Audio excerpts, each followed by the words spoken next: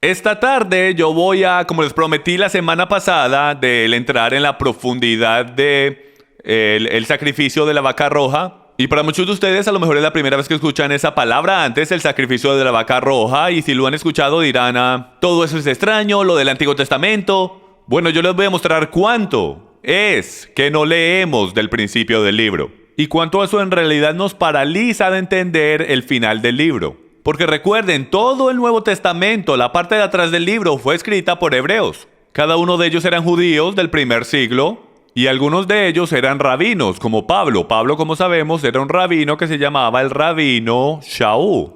Entonces, si estos eran rabinos y eran hombres judíos que crecieron como hombres en un círculo judío, en sus círculos de vida y una sociedad hebrea, y nosotros no entendemos su cultura, sus expresiones idiomáticas, su vocabulario y sus ciclos de vida, los cuales son bíblicos como los días festivos. Si nosotros no entendemos los días festivos de nuestro Señor y los sacrificios que son encontrados en el Tanakh, lo que ellos llaman las Escrituras, no vamos a entender básicamente nada del Nuevo Testamento, porque el Nuevo Testamento es básicamente el Antiguo Testamento revelado.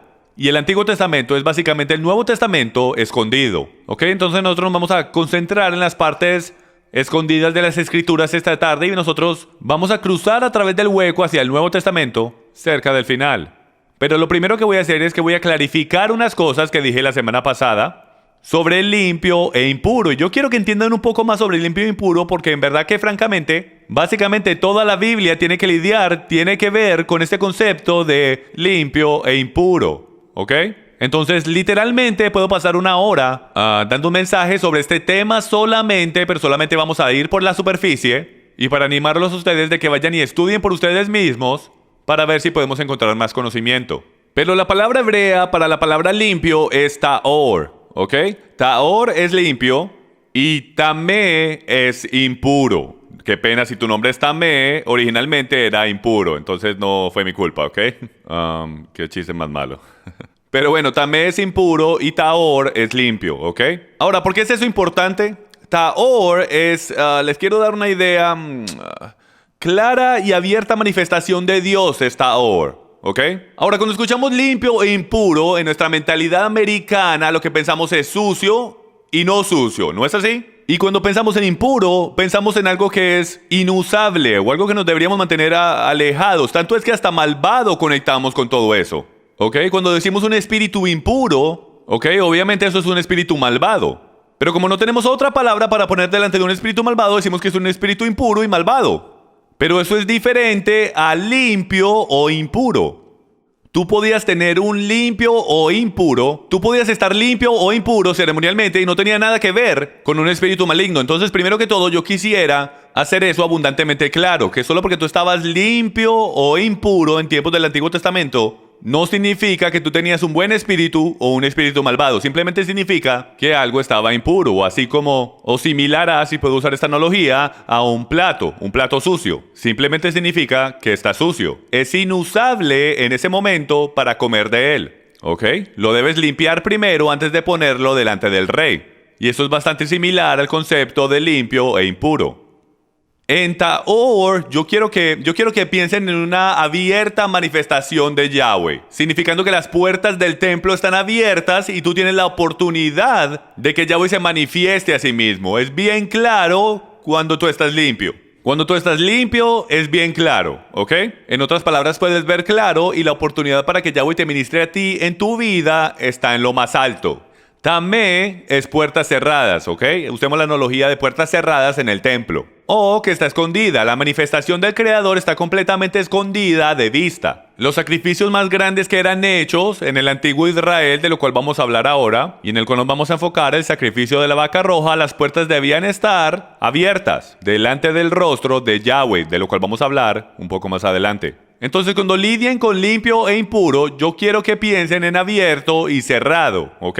No es vida o muerte, así como la mayoría de nosotros cogemos la idea de nuestra mentalidad americana cristiana de lo que limpio e impuro es. Pero en realidad es vida y el removimiento de vida. Si ven, en una mentalidad griega es vida y muerte, una situación de vida o muerte. Pero en una mentalidad hebrea nunca hay, nunca Nunca, y repito, nunca hay un énfasis en muerte. Nunca. ¿Lo dije lo suficiente?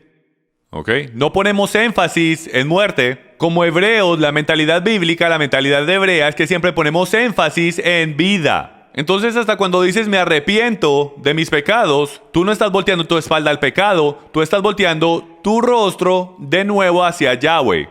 ¿Ok? Tú nunca le das al enemigo. Él es el Dios de este mundo. No hay duda de eso. Entonces Él se lleva el crédito del que comenzó y empezó los problemas. Mas nosotros siempre hablamos en positivos, como moviéndonos hacia la luz y alejándonos de la oscuridad. ¿Hace eso sentido? Por mero hecho te alejas de la oscuridad, mas una mente hebrea siempre está en lo positivo. Entonces cuando hablamos de vida y muerte, es vida y el removimiento de vida. Ahora, prácticamente, Jim, ¿cómo eso hace sentido? Aquí es como hace gigantesco sentido. ¿Cuál de estos es más impuro? ¿Un perro muerto, un cerdo muerto, un ser humano muerto o una vaca muerta? ¿Alguien tiene alguna idea? ¿Cuál es más impuro? Adivinen, cualquiera. Todos son básicamente lo mismo. Diego. Muy bien, es un ser humano muerto. ¿Por qué? Absolutamente. Eso está muy bien. Él dijo que la razón por la cual el ser humano muerto es el más impuro de las 4 opciones que tenemos ahí es porque el ser humano tiene la mayor oportunidad de vida. Entonces, cuando la vida es removida de un ser humano, eso crea ¿qué? Un vacío para muerte. Entonces hay más muerte dentro de un ser humano que muere porque él tiene la más grande capacidad de vida. Ahora tú dices, Jimmy, ¿eso qué tiene que ver con alguna cosa? Eso tiene todo que ver con todo de lo que vamos a estar hablando aquí esta tarde. Porque por la razón de la muerte de seres humanos, por eso es que hay tal cosa como el sacrificio de la vaca roja. Ahora tú dices, ¿el sacrificio de la qué? Vamos a hablar de eso. La razón entera de por qué Yahshua vino no fue para levantar una vaca, no fue para levantar a cerdos o perros de los muertos, era para levantar a verdaderos seres humanos de los muertos. Mas todos hemos pecado y llegado cortos a la gloria de Dios, y la paga del pecado es ¿qué? Muerte. Así es. Tenemos un gran problema según la Torá si tienes muerte. Porque si tienes muerte en tu vida, tú estarás impuro al nivel más alto. No hay ninguna otra impureza que ni siquiera llegue cerca a la muerte de un ser humano. Este problema tiene que ser resuelto y lo resolveremos esta tarde. Aquí vamos, el vacío mayor, solo para darles otro ejemplo de limpio e impuro, y el vacío aquí de la falta de vida. Y es que tal si cogemos a un hijo o hija. Ahora, como ustedes saben, yo no tengo ninguna idea de hijos, porque como ustedes saben, yo no tengo hijos, yo tengo 6 de las cositas rosadas a la derecha, ¿ok?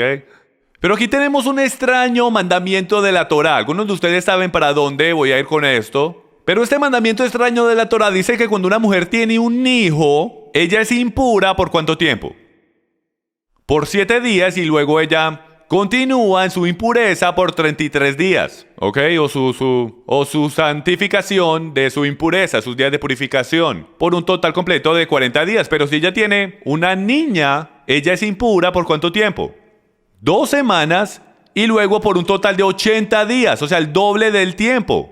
Y los sabios por siglos, probablemente tú sabes, jugando póker toda la noche, tratando de descubrir esto qué significa, tú sabes, porque es que la mujer, ¿por qué será que ella queda impura por el doble del tiempo teniendo una niña que teniendo un niño? O sea, los dos son lo mismo, los dos son criaturas pequeñas, o esto y aquello. Pero si ven, entendiendo el concepto de limpio o impuro, reconocemos que no es bueno o malo, que no es vida o muerte. Una mujer tiene la capacidad de sostener vida dentro de ella, ¿no es así? ¿Quién tiene la mayor capacidad de vida, un macho o una hembra? Una hembra. Una hembra tiene la mayor capacidad de vida porque ella no solo tiene la capacidad de cargar su propia vida, pero ella también tiene la capacidad de crear vida dentro de ella. Ella tiene la capacidad de cargar el doble de la cantidad de vida. ¿Hace esto sentido? Entonces, cuando una mujer tiene una criatura, la cual nació como una hembra, ella estará sacando de dentro de ella una mujer que tiene la capacidad de tener una criatura dentro de ella. ¿Hace esto sentido? Entonces, desde un limpio e impuro, el vacío mayor es una criatura femenina, porque la criatura femenina tiene la habilidad de crear más vida. Es un vacío mayor, es el doble del vacío. Entonces, por eso es que hay el doble de la impureza. ¿Les está haciendo todo sentido a ustedes? Yo veo que también pueden retroceder del DVD más tarde, ¿ok?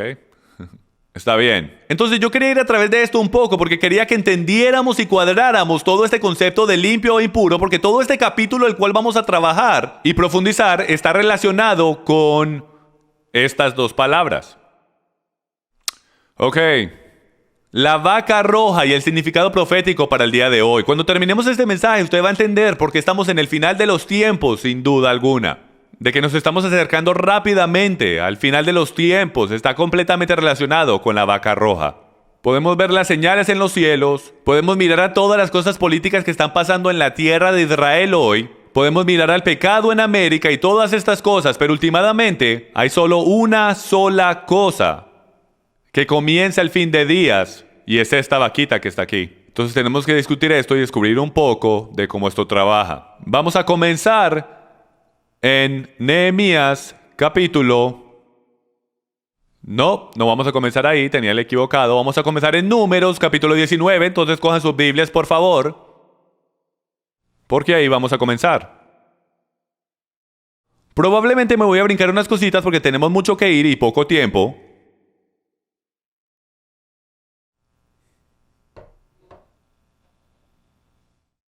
Ahora Yahweh habló a Moisés y a Aarón diciendo, este es el estatuto de la ley que yo Yahweh he ordenado diciendo, di a los hijos de Israel que te traigan una vaca rojiza sin defecto, la cual no tenga ninguna mancha y sobre la cual nunca se haya puesto yugo. Ahora, ¿qué significa eso? Eso significa, según la Mishnah y los rabinos y todas las tradiciones, lo que hicieron por miles de años, es que si ellos encontraban solamente dos pelitos blancos en esa vaca, eso descalificaba a esa vaca. Tenía que ser completamente 100%, o hasta un pelo, pero tenía que ser básicamente 100% roja. Tenía que ser totalmente rojo, hasta las pezuñas tenían que ser rojas. Entonces si la vaca entera no era roja, no servía. Tenía que ser totalmente 100% roja. No podía tener ningún defecto en lo absoluto, una sola marquita, una sola verruga, cualquier cosita en esa vaca la podía descalificar de ser la vaca roja del sacrificio. Si en algún momento hubiese un yugo que fuese puesto en esta vaca, quedaba completamente descalificada. Tanto así que si le ponías un manto a esa vaca roja, la descalificabas de ser la vaca del sacrificio. ¿Por qué? Porque ella estaba cargando algo. Y va tan allá que si tú solo te recostabas en la vaca roja, la descalificabas por completo de ser la escogida. Porque la vaca va a tener que resistirte y por lo tanto estará trabajando. La única cosa que podías hacer es que tú podías guiarla, tú podías ponerle una soga alrededor, si era por el beneficio de la vida, de salvarle la vida a esa vaca roja o de llevarla a un lugar el cual sea para su mejor interés, ¿ok? La vaca roja no les puedo expresar lo significante que este animal es en el antiguo Israel. Solamente han sacrificado 7 o a lo máximo 9. Hay una discrepancia entre los teólogos, unos dicen 7 y otros dicen 9. Pero 7 vacas rojas en la historia del mundo. Usted va a aprender por qué solamente han sido, porque francamente es bien difícil el encontrar una vaca roja que tenga todas las calificaciones para que pueda hacer lo que tiene que hacer. Entonces, antes que en la actualidad comencemos a profundizar en este tema, vamos a discutir las montañas de Israel. Yo quiero que ustedes vean desde una perspectiva aérea exactamente cómo se ve Jerusalén. Porque ¿cuántos de ustedes han escuchado del Monte de Olivos, el Monte Moriah y el Monte Sión? Pero en verdad no sabemos exactamente dónde están. Sabemos que están en algún lado en Israel y que están en la Biblia por todo lado. Pero hasta que en la actualidad no veamos en un mapa exactamente dónde es que están estas montañas, es muy difícil hacernos una imagen en la mente de dónde están. Entonces aquí vamos para que no estemos adivinando todo el tiempo. En la número 2, ese es el Monte Moriah. Ahí es donde está el monte del templo, pueden ver en el cuadrado ahí adentro. El monte del templo lo pueden ver ahí en el centro, en el número 2, ahí es donde está el domo de la roca, el cual no va a estar ahí cuando el Mesías regrese, lo prometo. Y al lado derecho del monte Moriah, ustedes podrán ver esa línea verde que está entre el 1 y el 2. Ese es el torrente Cedrón.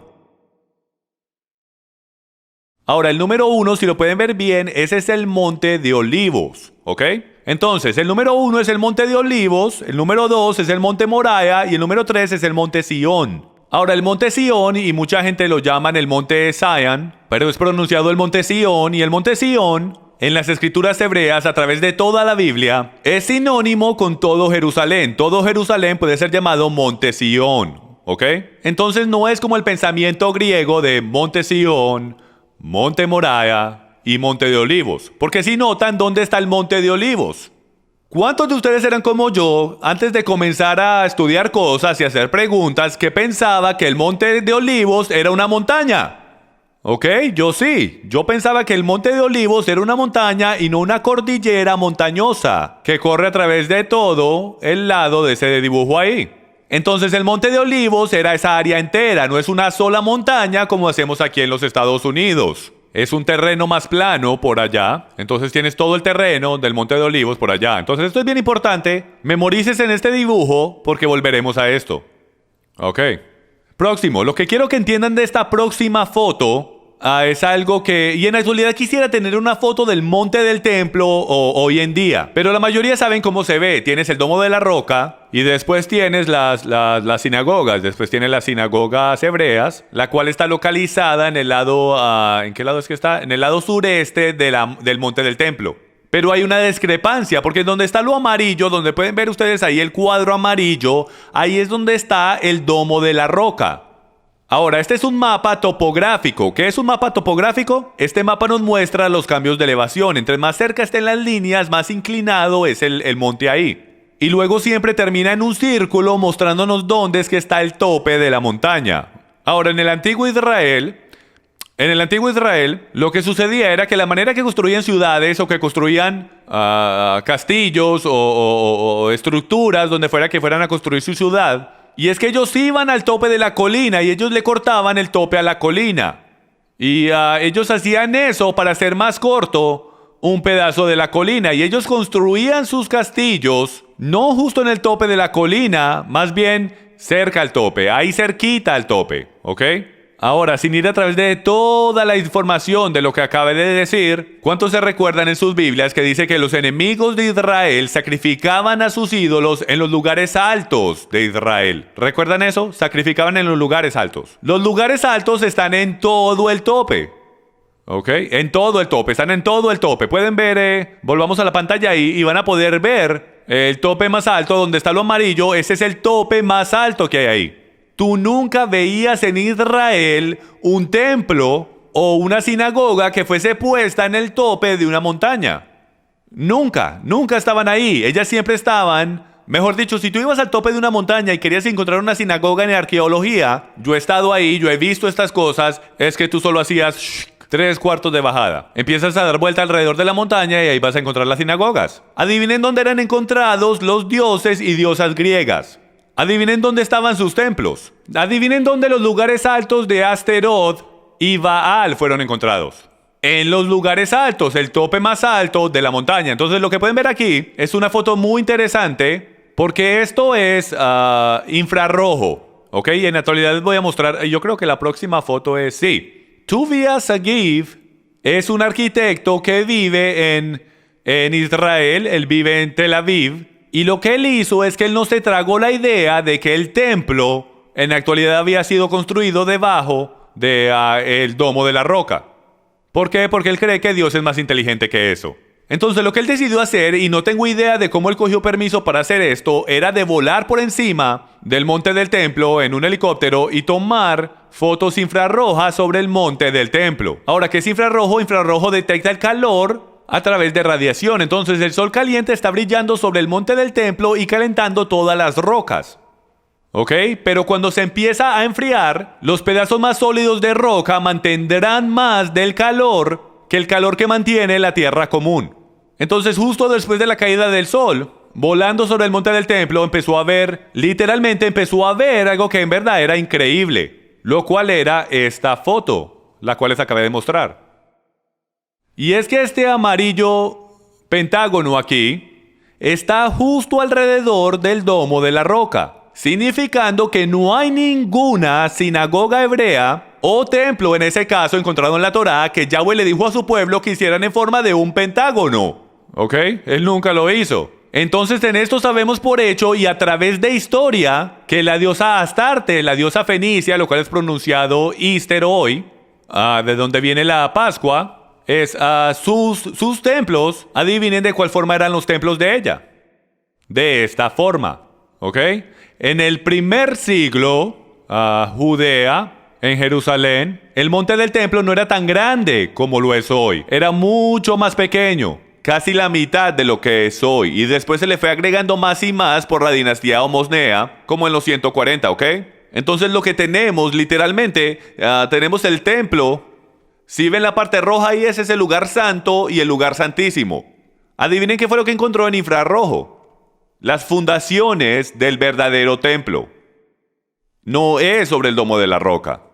No hay que remover el domo de la roca, porque el verdadero segundo templo original fue construido justo en todo el medio de la sinagoga que está en el monte del templo y el domo de la roca. Entonces, si algún día la política cambia en Israel y el pueblo judío luchan por el monte del templo, ellos no tienen que destruir ni la sinagoga o la mezquita, ellos pueden construir justo en las fundaciones del templo. ¿No es eso increíble? Yahweh es bueno, y es bueno todo el tiempo. Entonces les quería mostrar esto, que los lugares altos están siempre en el tope y las sinagogas y los templos están justo debajo de eso. ¿Ok? Bueno, continuemos. Y metámonos en el templo de Nehemías. Les quiero mostrar algo. Esta es una rendición del templo de Nehemías, de cómo se vería el templo en el tiempo de Nehemías. Y Nehemías era un líder, como todos sabemos, que decidió, ¿sabes qué? Como un profeta menor, él dijo, tenemos que reconstruir las murallas de Jerusalén. Él le dijo al pueblo, tenemos que reconstruir las murallas de Jerusalén. ¿Y qué hizo? Tenía una espada en una mano y la otra mano que tenía un rollo de la Torá. Por la palabra y por el testimonio es que el poder iba a estar ahí. Entonces este es el templo de Nehemías, así es como se vería. Esta es básicamente la misma foto que acabamos de ver, excepto que ahora tenemos las puertas. Ahora quiero que vayan conmigo a Nehemías, capítulo 3, vamos a cuadrar todo esto. Si no trajo su Biblia, yo lo animo a que empiece a traer su Biblia porque esa es su espada. Entonces Eliasib se levantó con sus hermanos los sacerdotes y edificaron las puertas de las ovejas. Este es el comienzo del proceso donde todas las familias decidieron reconstruir las murallas de Jerusalén, las murallas de Jerusalén. Lo increíble en todo esto es que esto no ocurrió porque ellos subcontrataron a los egipcios. Tú sabes, o llamaron al contratista local al lado de la esquina, que ha estado ahí toda su vida, o cualquier otra nación por ahí. Ustedes saben. Estas eran familias que pertenecían a las tribus de Israel que dijeron, yo quiero ver a Israel crecer otra vez, y dieron todo su tiempo, su propio talento y su propio dinero para reconstruir las paredes. Estas eran personas que entregaron todas sus vidas. Esta era su ciudad. Entonces yo quería comenzar con esto. Yo quería mostrarles que comenzaron con las puertas de las ovejas. Todos pueden ver las puertas de las ovejas en el dibujo, ¿verdad? Arriba en la esquina derecha, y él comienza, y no lo voy a leer porque no tenemos tiempo, pero él empieza a dar vueltas, sentido contrario del reloj, y él termina en el versículo 31 que dice, después de él, Malquías, uno de los orfebres, hizo reparaciones hasta la casa de los sirvientes del templo y de los mercaderes, frente a la puerta de inspección, y hasta el aposento alto de la esquina. Hasta el aposento alto de la esquina. ¿Cuál esquina? La esquina derecha. Y hasta la puerta de las ovejas. Entonces, ¿qué pasó? Comenzó con la puerta de las ovejas y termina con la puerta de las ovejas. Eso debería significar algo para ustedes que creen que el Mesías es el Cordero de Yahweh. El principio empieza con él y el final termina con él. Pero lo que es bien interesante es que justo antes de que llegues a la segunda vez que la puerta de las ovejas es mencionada. La primera vez que es mencionada, figurativamente, es en Génesis. Ese es el comienzo de la creación. La palabra creada, el Cordero de Yahweh, la palabra de Dios, creó el cielo y la tierra. La segunda vez que Él venga a visitar esta tierra, es la segunda vez que la puerta de las ovejas es mencionada. Entonces, proféticamente, lo interesante es que debemos descubrir qué es la puerta justo antes de la puerta de las ovejas, porque esa va a ser la última puerta profética para abrirse. Y es llamada la puerta de inspección. Ahora, hay tantas cosas metidas aquí que puedo hablar por horas, amigos míos. Porque todas las historias que son encontradas en el Tanakh, o lo que llamamos el Antiguo Testamento, está diseñado para mostrarnos que revelar el pecado, invitarte a ti. Un buen ejemplo es lo que pasó en Egipto. Él los invitó afuera por 40 años y ¿qué pasó? Ellos fueron a través de todas las puertas y fueron inspeccionados en el propio final, antes de cruzar el río Jordán. ¿No fue así? Ellos fueron inspeccionados, pero quedaron cortos. No pudieron entrar la puerta final, la segunda venida del Mesías, si puedo, la tierra prometida. Justo antes del final de todo, amigos míos, nosotros seremos inspeccionados. Ahora descubramos que la palabra inspección significa en hebreo, porque esto en verdad que va a ser espectacular. La palabra inspección, entonces nos queremos enfocar en la puerta de la inspección. La palabra aquí es mipkad. ¿Está bien? Todo el mundo diga mipkad. Si ven, qué bien, están hablando hebreo, ni siquiera sabían que podían hablar hebreo. Pero bueno, ¿qué significa esta palabra? Bueno, esta palabra es del Strong 4662. Si no me crean nada a mí, siempre busquen ustedes mismos para que ustedes puedan ver que no me estoy inventando nada y es bueno que ustedes estudien también y busquen. Bueno, y viene del Strong 6485. Cuando ven eso, significa que viene de una palabra más larga. Mipkab, yo creo que es la palabra raíz de 4 letras que puede ser separada a una palabra raíz de 3 letras. Entonces eso es lo que significa cuando dice del Strong's número 6485 y este es pakad, ¿ok?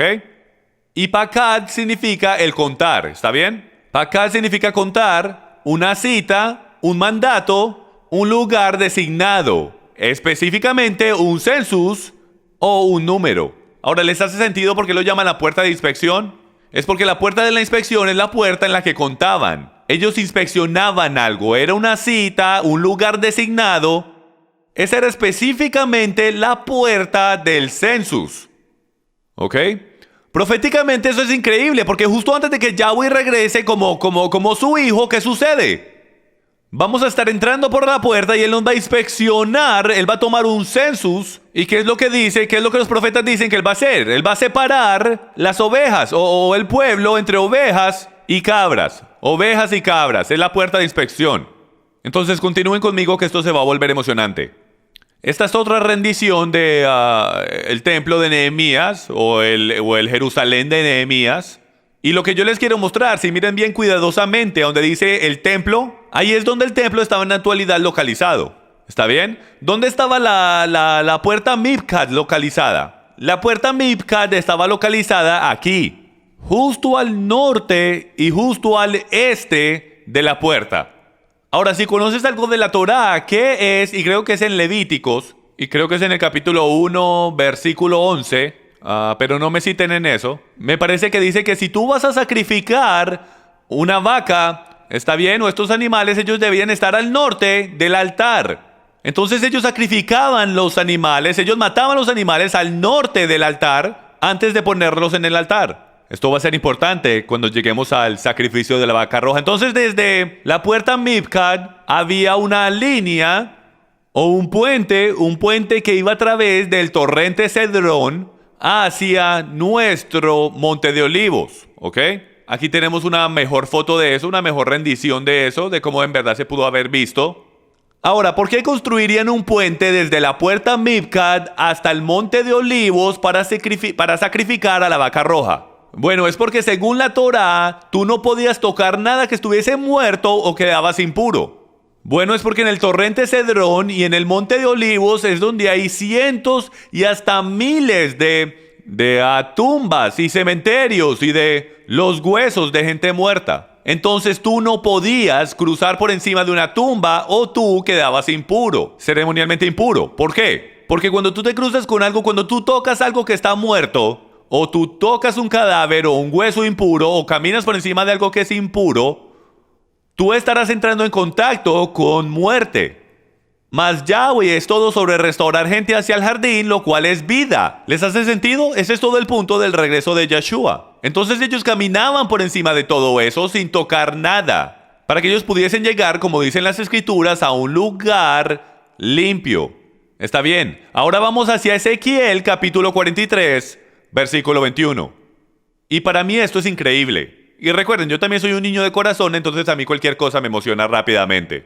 Pero el capítulo 43, versículo 21 dice esto. Luego tomarás el novillo para la ofrenda por el pecado y será quemado en el lugar señalado del templo, fuera del santuario. ¿Qué significa fuera del santuario? Significa afuera del templo, afuera de las paredes de Jerusalén. No habían muchas cosas que tenían que ser quemadas a las afueras de las paredes de Jerusalén.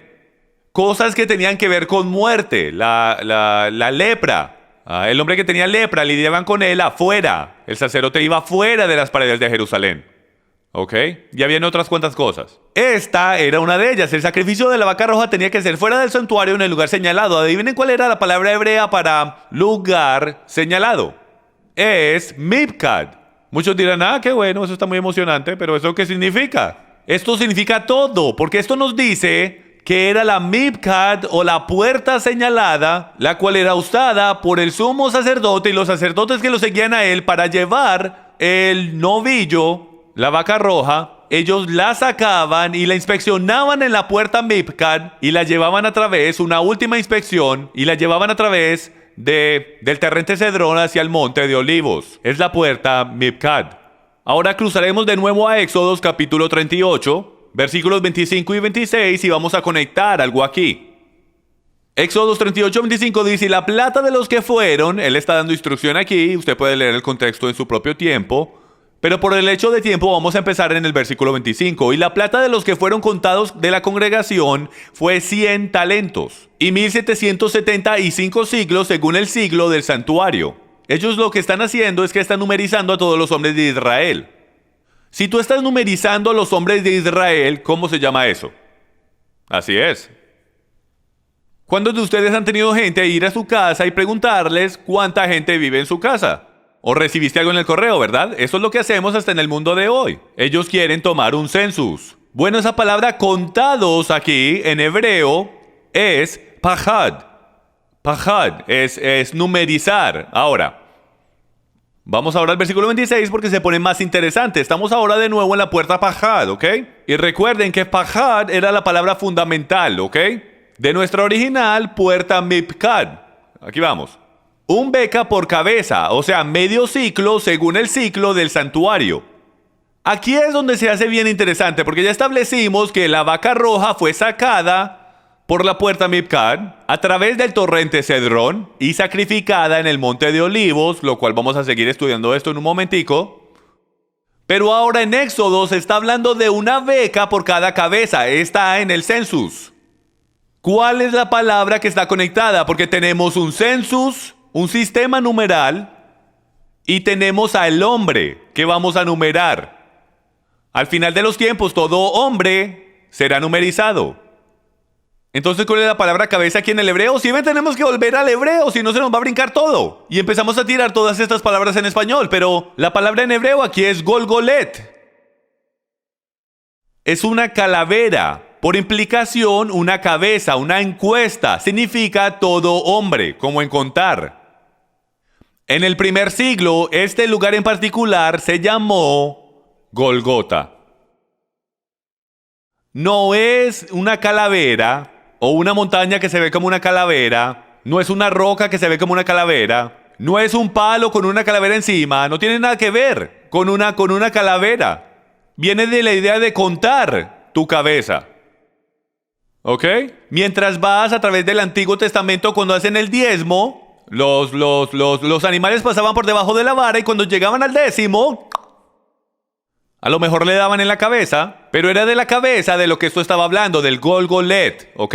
La cabeza del hombre que era contada. Entonces, cuando hacían el census, hacía sentido, pues la lógica dice, de que ahí era donde contaban los hombres, porque por ahí era que tú entrabas, está el monte de Olivos, tú tienes la puerta mipkad, esa es la puerta del census, la puerta donde se cuenta, y esa es la puerta que está limpia, y esa es la puerta donde, esa es la puerta que está cerca de la ciudad. Entonces todo el mundo era numerizado, o el census era tomado a través de esa puerta. Entonces, no le hace sentido a usted y a mí, y creo que lo hace Yeshua, dice que fue crucificado, sabemos que fue en Golgota, pero toda esta gente pasaban por ahí y tenían la habilidad de verlo.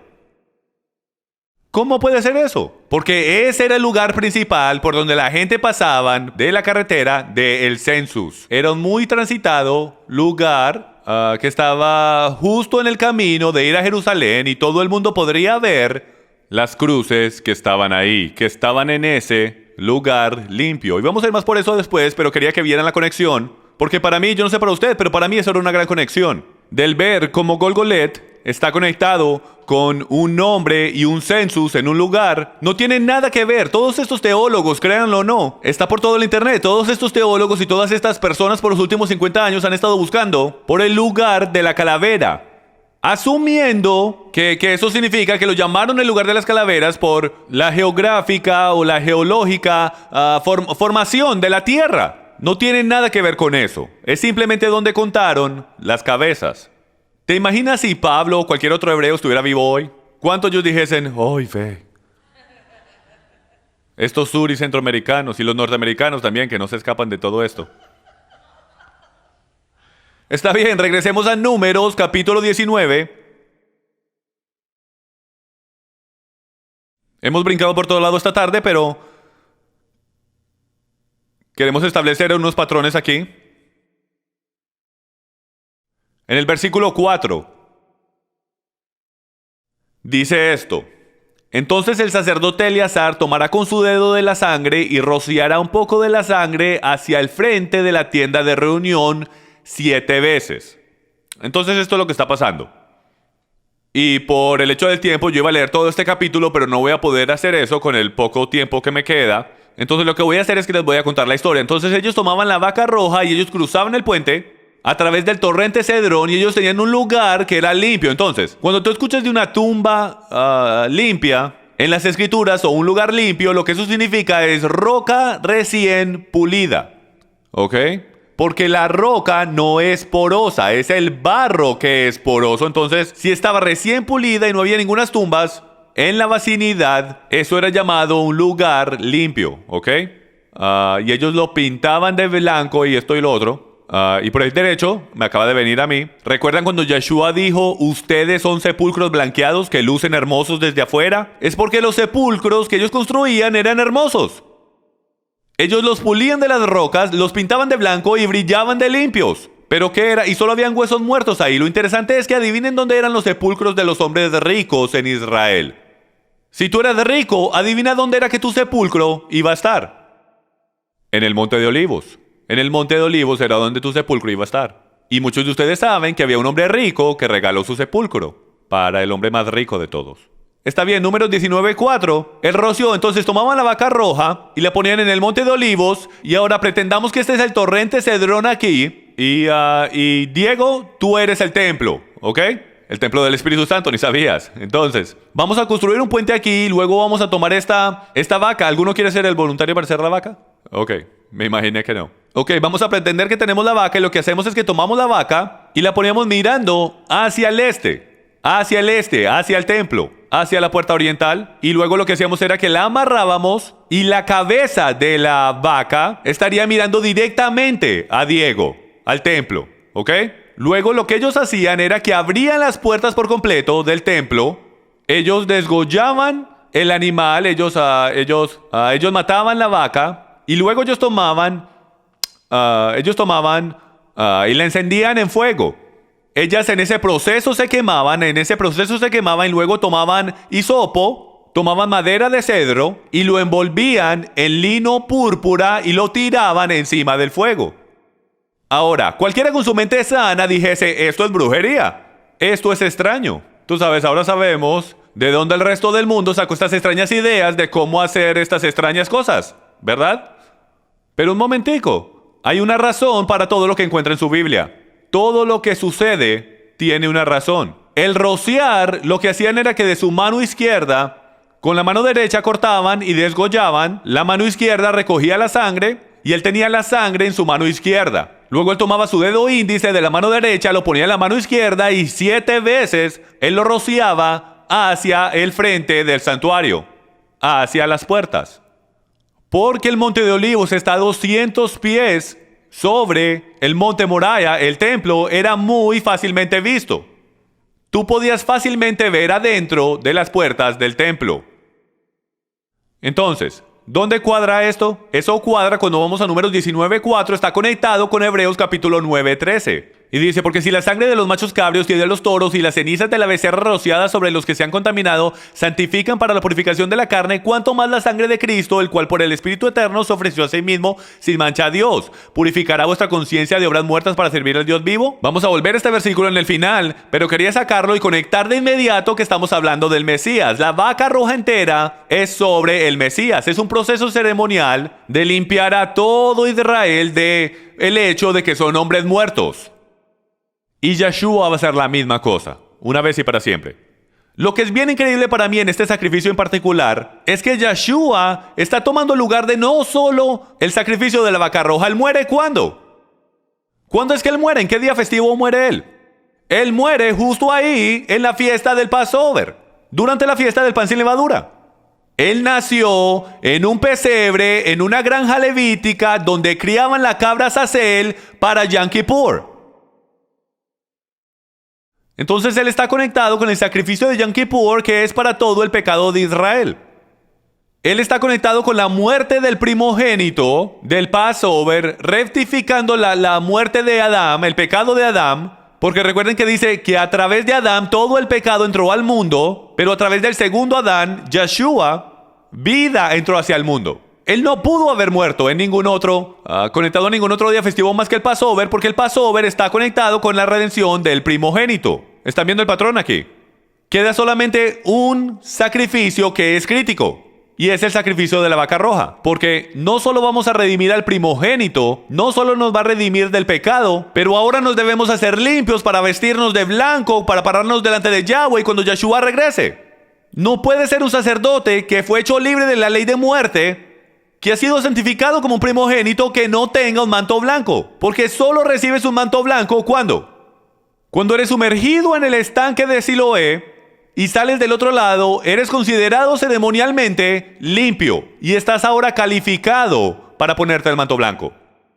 Estar limpio de muerte es todo, pero como crecimos en círculos religiosos que no entienden la diferencia entre limpio e impuro y en verdad vida o muerte, en verdad no entendemos el por qué Jesús murió. Él no murió solo para redimir al primogénito, Él no murió solo por tus pecados, Él murió como el sacrificio de la vaca roja para que tú tengas derecho de ponerte el manto blanco, porque no te lo puedes poner con solo el sacrificio del Passover y no te lo puedes poner solo porque hay un sacrificio de Yom Kippur que está calificado para ti. Tú debes sumergirte y sucede a través de agua. Lo que es interesante del sacrificio de la vaca roja, sin terminar con nuestra historia, después que todo está hecho, la quemaban hasta las cenizas y luego la golpeaban con martillos y con piedras. Ellos lo golpeaban hasta que lo golpeaban hasta que el animal quedara en cenizas. Luego ellos tomaban estas cenizas y las ponían en un lugar limpio. Y después de 3 días, ellos tomaban las cenizas y las mezclaban en agua. Entonces hagamos unas conexiones aquí. Porque yo puedo pasar hasta más de 1 hora yendo por más de esta historia, pero yo quiero hacer unas conexiones mientras caminamos por esto aquí. Y déjeme les digo esto antes de que se me olvide. ¿Sabía usted que en 1997 nació una vaca roja? También nació otra en el 2002. ¿Sabía usted que ambas de ellas fueron descalificadas? Estuvo en todos los noticieros. Si tuviéramos ojos para esto, usted supiese cuando una vaca roja nace en Jerusalén, porque hace una gran noticia por allá. Hace increíble noticia como loco, porque si hay una vaca roja, ellos saben por hecho que ahora, y hasta en el Mishnah, en las escrituras de los rabinos, ellos dicen que la próxima vaca roja es la que va a traer al Mesías. Hasta los judíos que no creen, nuestro hermano del sur sabe que la próxima vaca roja es la que va a hacer venir el tercer templo, los cuales ellos saben por la Torá y los profetas que esa trae al Mesías. Entonces, si usted supiese esto, usted celebraría también si naciera una vaca roja que calificara, pero no han tenido una que califique. ¿Cuántos recuerdan la noche antes de que Yeshua murió? ¿Qué pasó? Lo llevaron al sumo sacerdote, ¿verdad? Adivinen dónde fue eso. Adivinen a través de qué. Era que ellos tenían que pasar antes de llegar al Calvario, tenían que ir a través de la puerta Mipcad. El contar. En el momento donde fue el último momento para revisar y descubrir dónde. Algo me acaba de venir que es increíble. Yo estudié todo esto, pero no tengo las notas conmigo, entonces lo tengo en mi mente y espero que el Espíritu Santo lo saque en algún momento. Una cosa descalifica a Yeshua. Lo descalifica de ser la vaca roja.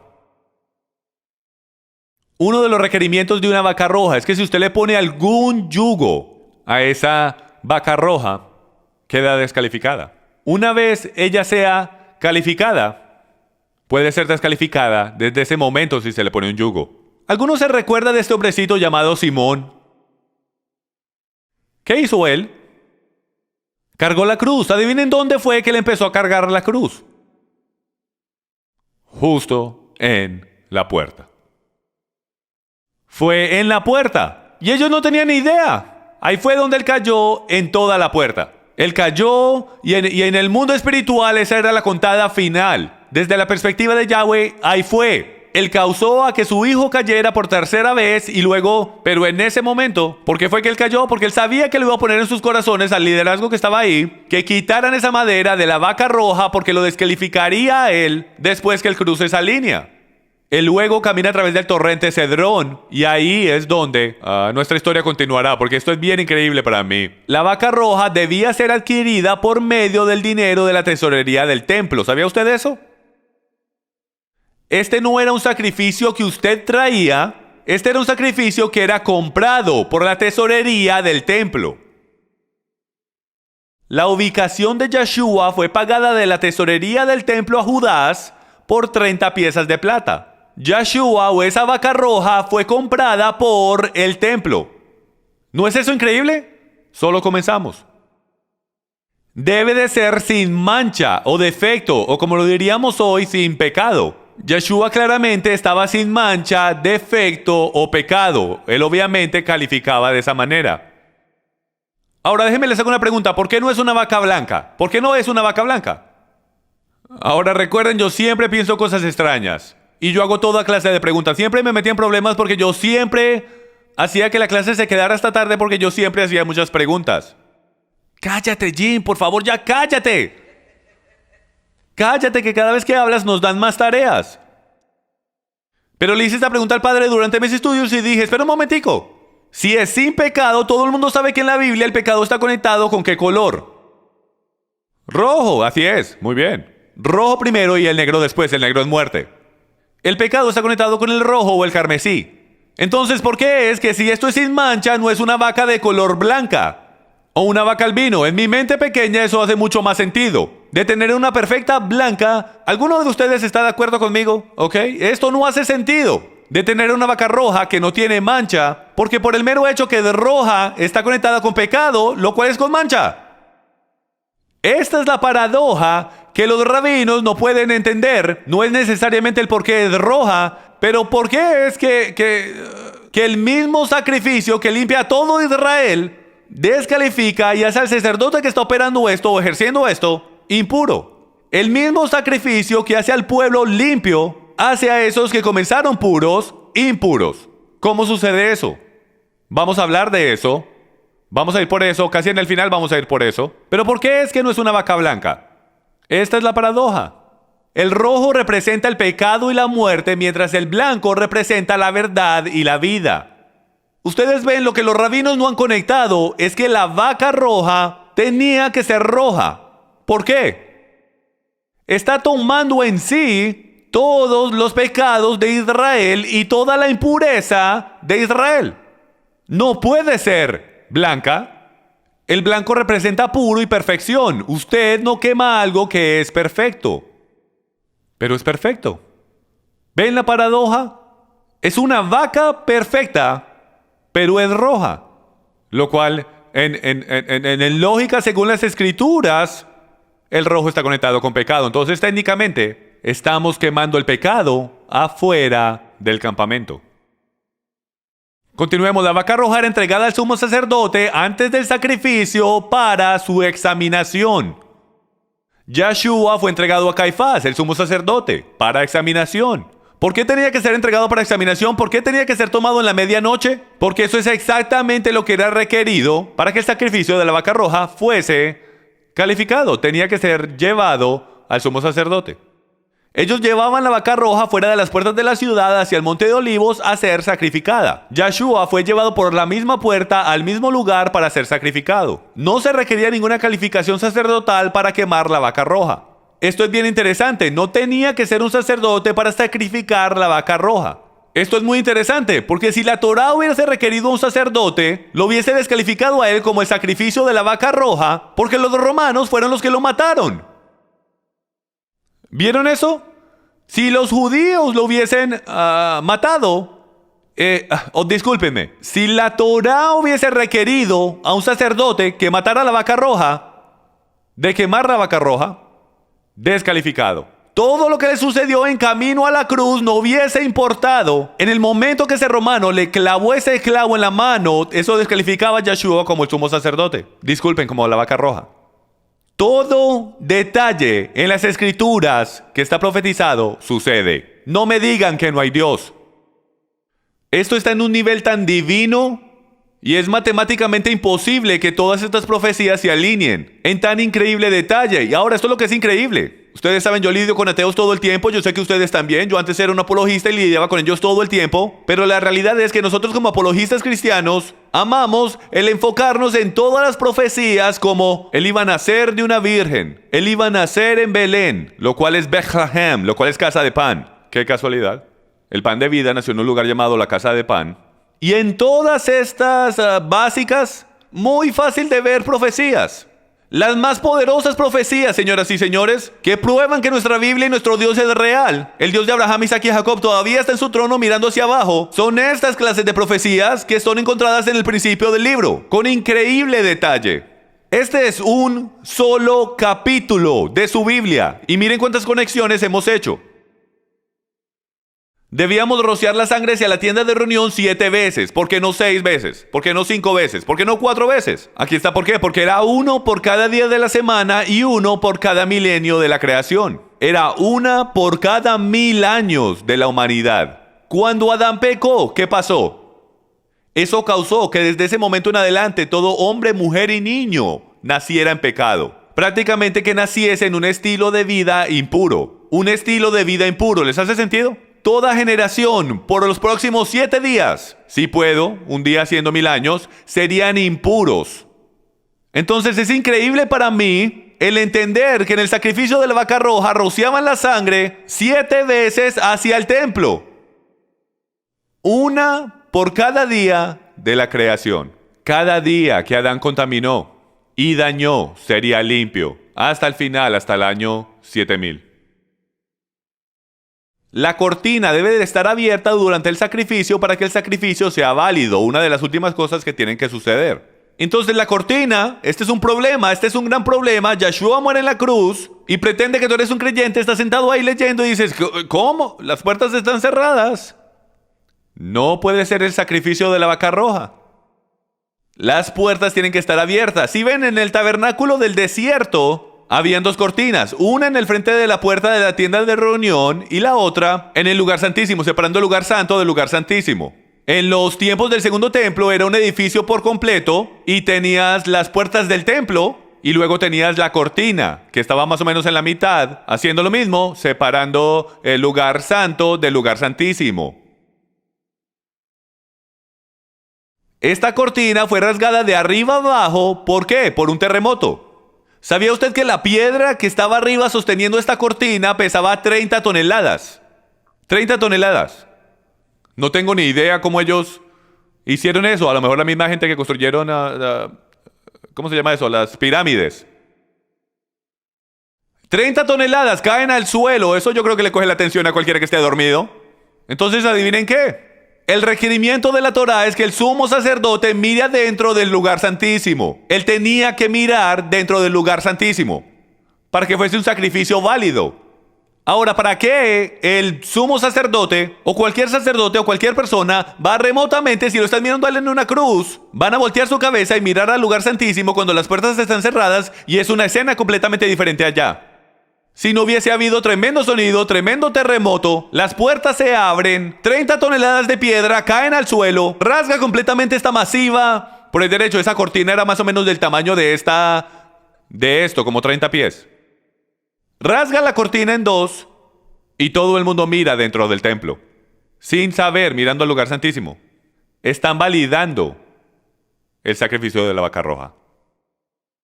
Ahora, ¿por qué tenían que mirar dentro del lugar santísimo? ¿Saben lo que la palabra delante en hebreo es ahí? Y no tengo tiempo de ir por todo esto. Pero la palabra delante ahí en hebreo es la palabra rostro. Delante del Señor es mirar directamente hacia su rostro. Ahora, ¿esto para qué es importante? Porque, amigos míos, el Hijo del Dios viviente está en una cruz, en una viga de cedro, lo más seguro, en un almendro, el árbol de vida, y su rostro está directamente mirando hacia el rostro de su Padre. Y su Padre voltea su cabeza. Si ven lo que está sucediendo, no puedes voltear tu rostro, a no ser que mires a los ojos de alguien. ¿Recuerdan la escritura que dice, ustedes me han dado la espalda a mí? Si ven, miramos eso metafóricamente, que Yahweh está en todo lado. No según el sacrificio de la vaca roja, el rostro de Yahweh está en el lugar santísimo.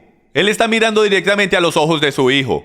Y él debe voltear su rostro por culpa del rojo carmesí que él se ha convertido. ¿Por qué fue un sacrificio de una vaca roja y no una azul? Porque Yeshua, según todas las fuentes antiguas, estaba lleno de sangre. De pies a cabeza, él fue hecho pedazos. Nada más que sangre. La película que Mel Gibson hizo, pero muy cerca, creo yo, a la correcta rendición de lo que Yeshua probablemente se vio. Él quedó completamente rojo. Aquí tenemos otra conexión. No es hasta que las cenizas de la vaca roja se combinen con agua viva que traerá adelante nueva vida. Porque ellos tenían que tomar las cenizas de la vaca roja, las metían en una jarra y adivinen cuántos días tenían que esperar. 3 días que las cenizas de la vaca roja tenían que estar en un lugar limpio. Luego ellos tomaban las cenizas y las ponían y las mezclaban junto con agua limpia. Y era en ese momento, al tercer día, que ellos comenzaban a rociarla en el pueblo. Y era en el tercer día y en el séptimo día que ellos eran declarados limpios. De la misma manera, si te has preguntado de dónde viene el bautismo, la sumersión o lo que llamamos mikveh, y todo eso, es porque cuando tú eres sumergido dentro de la muerte de Yeshua el Mesías, tú estás conectando la muerte de Yeshua con agua viva. Él es el sacrificio de la vaca roja, amigos míos, hasta que tú seas sumergido. Como Juan dice, yo vengo a bautizarte con agua, pero él viene a bautizarte con agua. ¿Y con qué? Fuego. Porque Juan va a decir eso. ¿Creen que fue un golpe de genio? ¿De cuál fuego es el que le está hablando? ¿De qué es lo que el escritor de Hebreos está hablando? El sacrificio de la vaca roja es quemado, fuego y agua. ¿Cuáles son los 3 elementos de la tierra? ¿Alguien sabe? Les doy uno: fuego, agua y aire. ¿Está bien eso? Ya ustedes me tienen dudando de mí mismo. Fuego, agua y aire. ¿Sabían ustedes que esos 3 trabajan juntos? No puedes tener fuego sin ¿qué? Aire. ¿Y con qué apagas el fuego?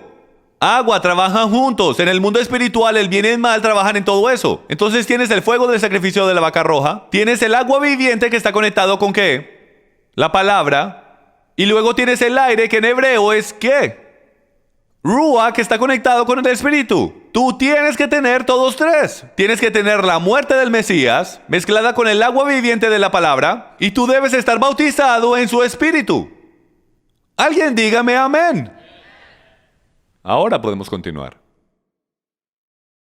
Y continúa, más conexiones. El Cohen, o el sacerdote, en hebreo es el Cohen, tomaba un trozo de madera de cedro, hisopo y lana carmesí y los echaba en el fuego del sacrificio.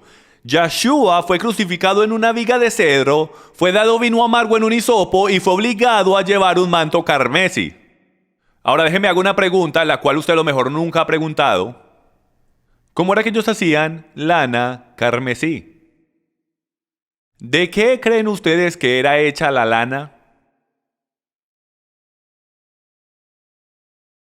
Por la sangre del cordero. Eso debería tener mucho más significado ahora para usted.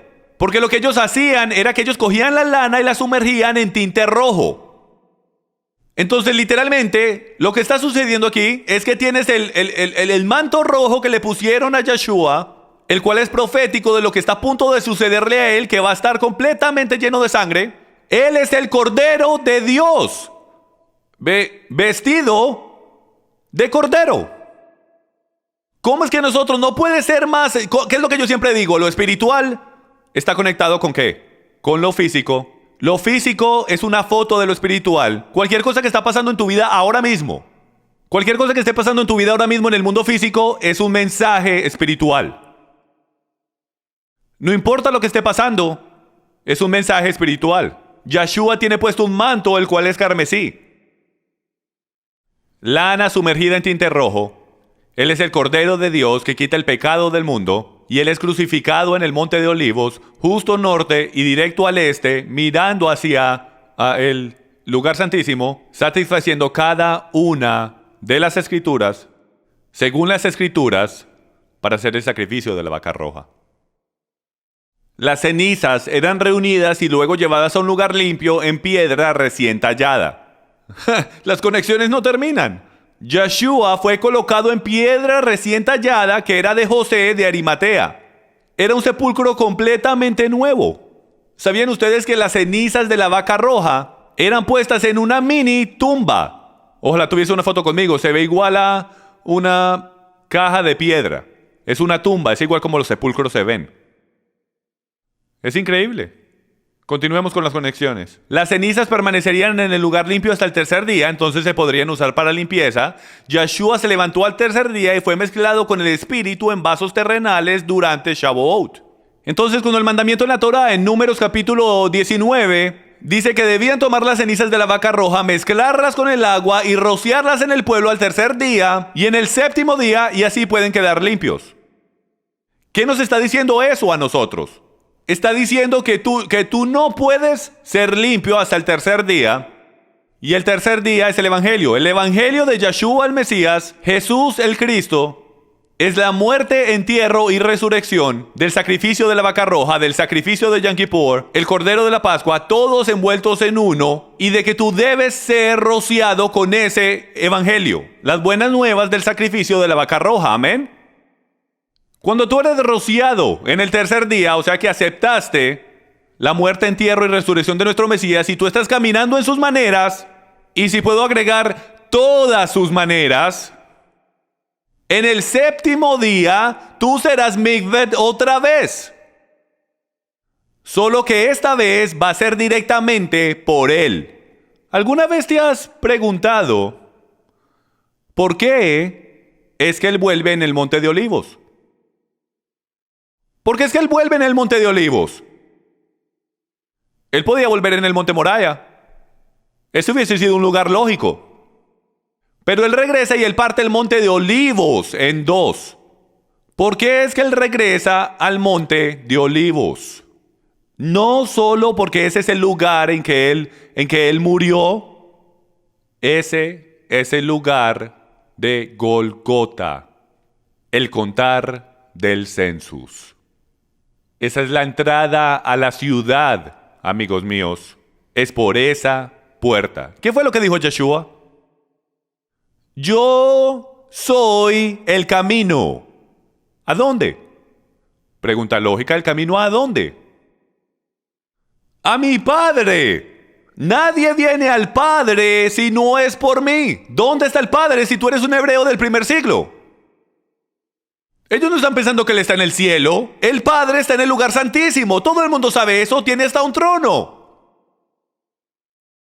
Y sucede que ahí hay una puerta que es muy, muy angosta, que corre a través del valle con todos los muertos debajo.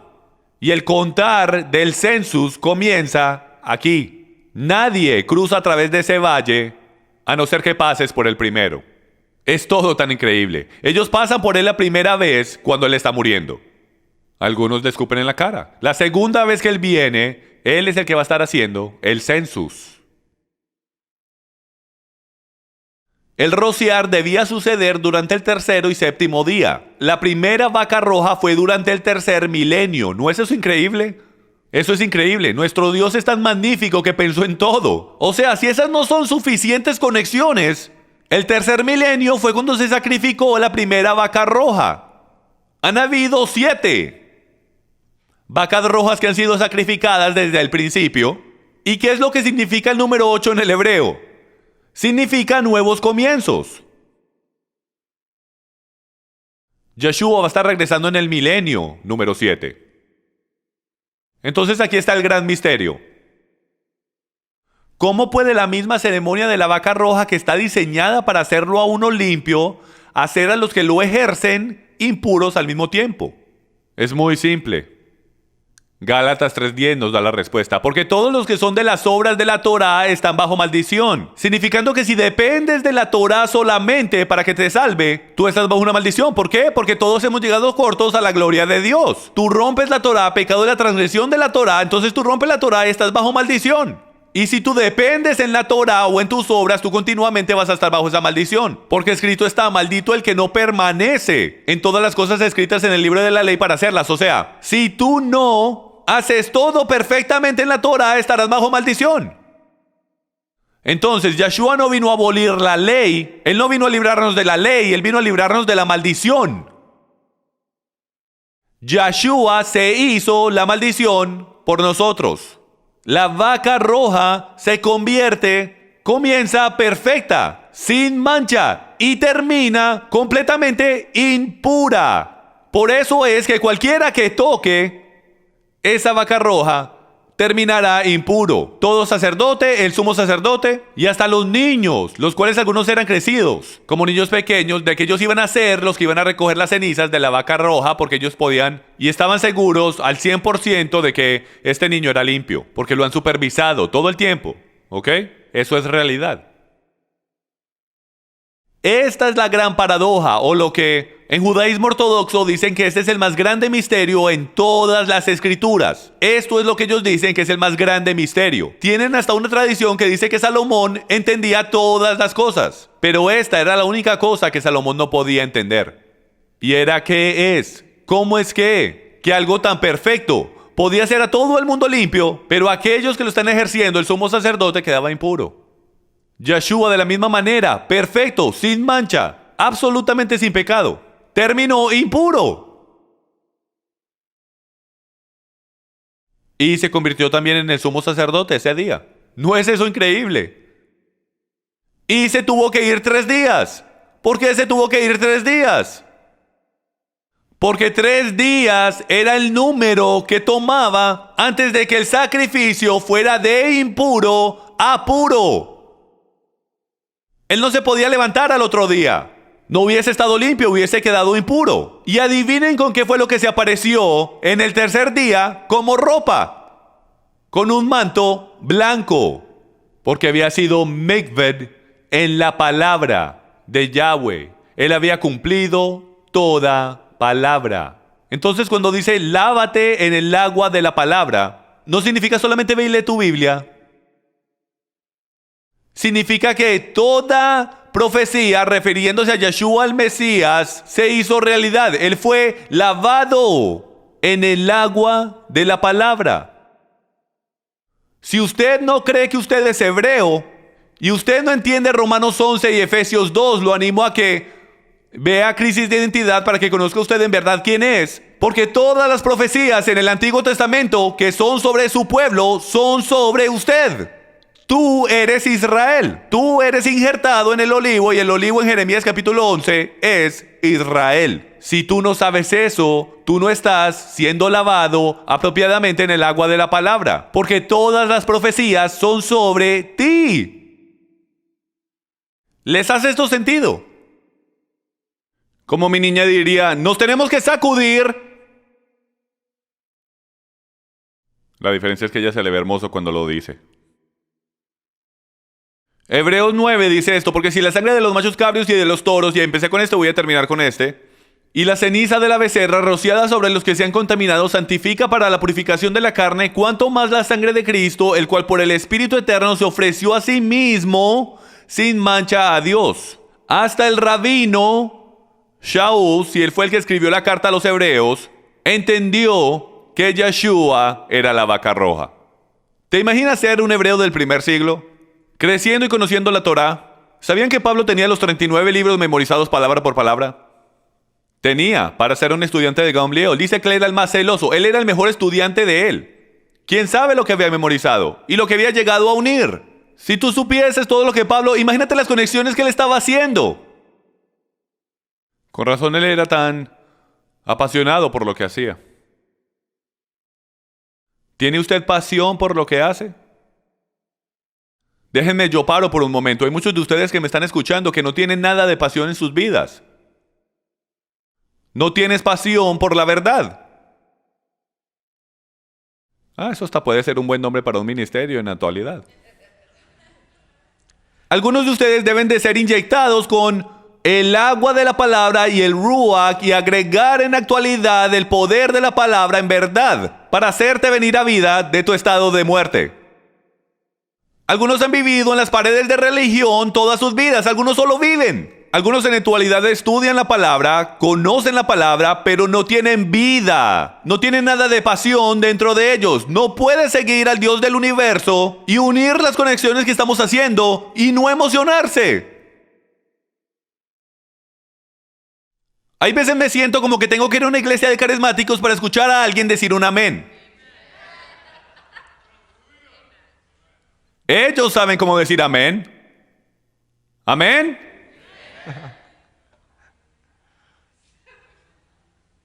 Vamos, amigos. Mostremos pasión. Todo sucede en el monte de Olivos. Zacarías 14:4 dice, sus pies se posarán. Esto es exactamente cuando el Mesías regresa. Se posarán en aquel día en el monte de Olivos que está frente a Jerusalén al oriente. Y el monte de Olivos se hendirá por el medio de oriente a occidente, o sea que se va a partir en dos básicamente, formando un enorme valle y una mitad del monte se apartará hacia el norte y la otra mitad hacia el sur. Ahora miren esto en el versículo 16 que dice esto. Esto es cuando el Mesías regresa para ustedes que no creen que la Torá es para nosotros hoy. Y que él quiso decir lo que dijo cuando lo dijo la primera vez. Y dice, y sucederá que todo sobreviviente de todas las naciones que fueron contra Jerusalén subirán de año a año para adorar al rey, Yahweh Sabaoth, para celebrar la fiesta de los tabernáculos, Sukkot.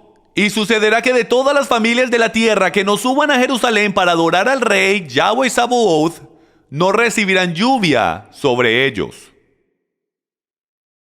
Amigos, tenemos 7 días festivos que debemos honrar. No sabemos qué estamos haciendo, no sabemos exactamente cómo honrarlos.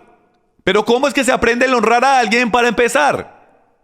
Por el tratar de honrarlos. Tú tratas lo mejor para honrarlos según las escrituras. Sukkot ya viene en camino. Algunos de ustedes no lo van a tomar en serio, a lo mejor no están ahí todavía en su caminar y no lo han visto, eso está bien. Pero para esos que dicen que lo creen, demuestren lo que creen. Porque de la manera que yo leo mi Biblia, es de que en algún día, en algún momento, en algún tiempo, va a ser igual que los días de Noé.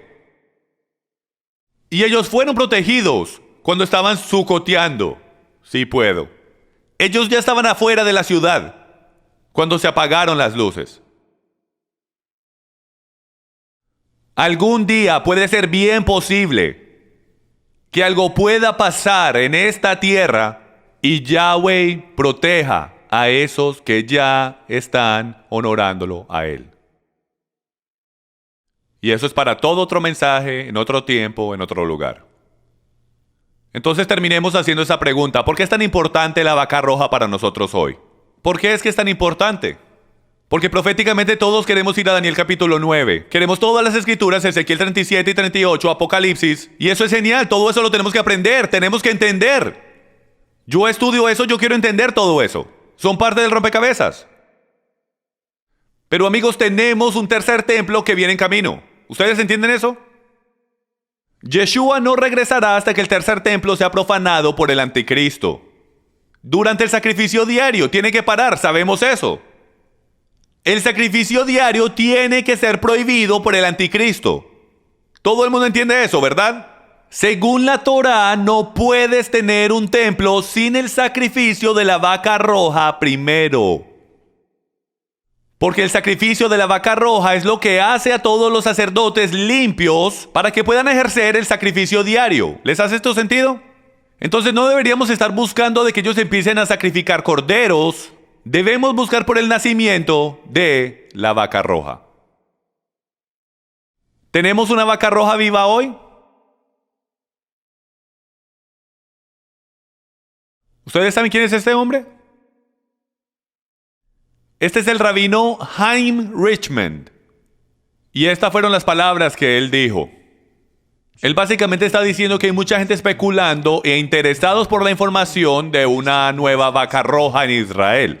Él dice que él se recuerda de la emoción de la gente cuando una nueva vaca roja nace y que obviamente la razón por la cual la gente se emociona tanto es porque es una tradición rabínica y como mucha gente sabe, está escrita en la Mishnah y que solo han habido 9 vacas rojas en toda la historia de Israel.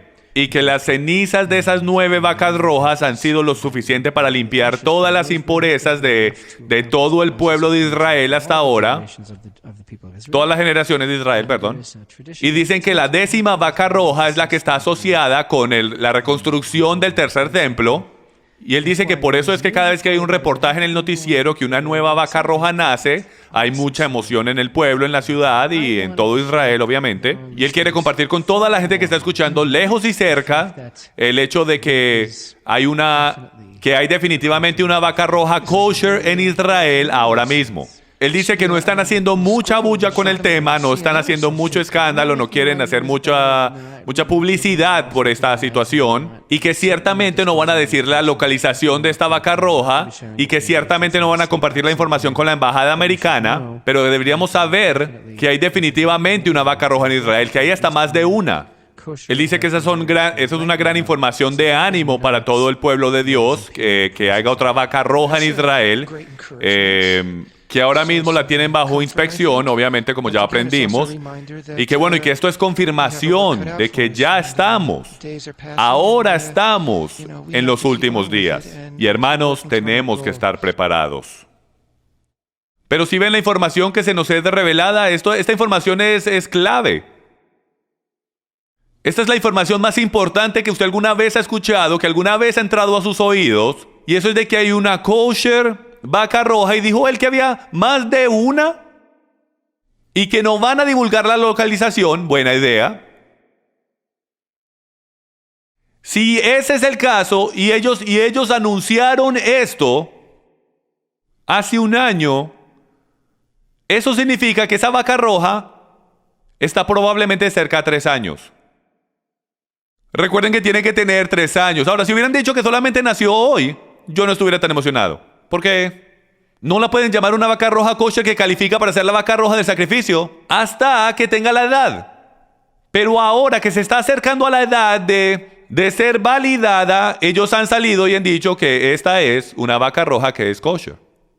Entonces, amigos, si esto es una vaca roja validada y kosher y se está acercando al proceso de 3 años de edad y todos los utensilios y el altar estuvieran construidos para el templo y listos para el sistema sacrificial del tercer templo, entonces todo está listo. Lo único que necesitan es el permiso para comenzar a hacer los sacrificios.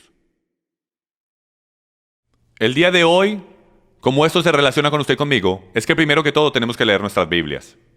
Tenemos que empezar a entender el principio del libro y cómo se relaciona con el final del libro. Porque el Mesías está escrito por todo lado y nosotros literalmente fuimos solamente por un solo capítulo en el Tanakh.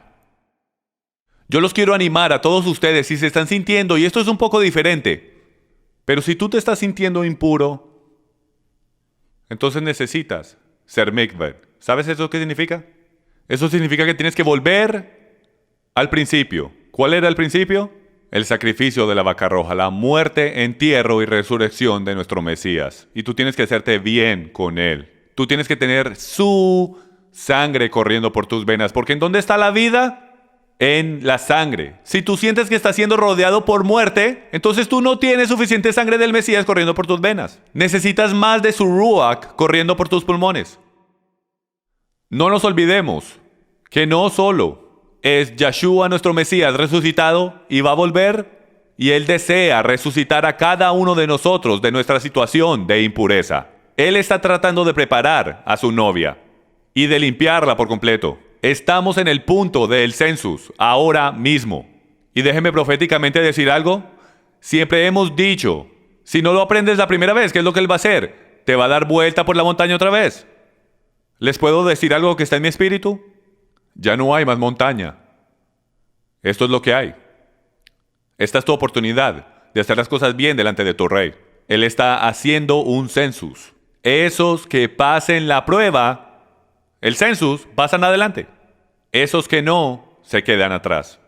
Sé uno que prospera en su palabra y es digno de ser llamado al ministerio de estos últimos días. No te quedes atrás. Va a ser un paseo emocionante. Amén. Levántense conmigo. Levántense y oremos.